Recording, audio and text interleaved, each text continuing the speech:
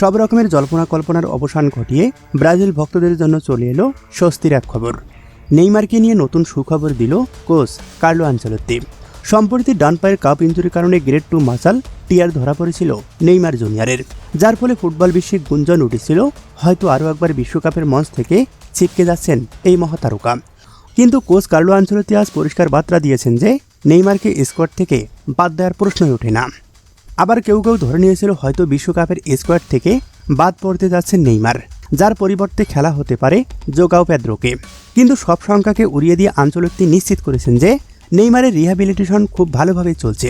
শুধু তাই নয়, আগামী 13 জুন মরক্কোর বিপক্ষে ব্রাজিলের যে উদ্বোধনী ম্যাচ রয়েছে সেই হাই ভোল্টেজ ম্যাচেই নেইমারকে পাওয়ার ব্যাপারে শতভাগ আশাবাদী টিম ম্যানেজমেন্ট ও মেডিকেল স্টাফ।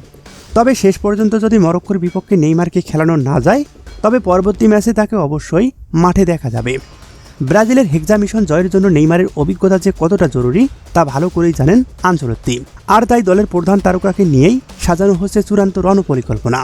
তো প্রাণপ্রিয় দর্শক, আপনাদের কি মনে হয় মরক্কোর বিপক্ষে নেইমারকে একাদশে দেখা যাবে? আপনার মূল্যবান মতামত অবশ্যই কমেন্ট বক্সে জানিয়ে দিবেন।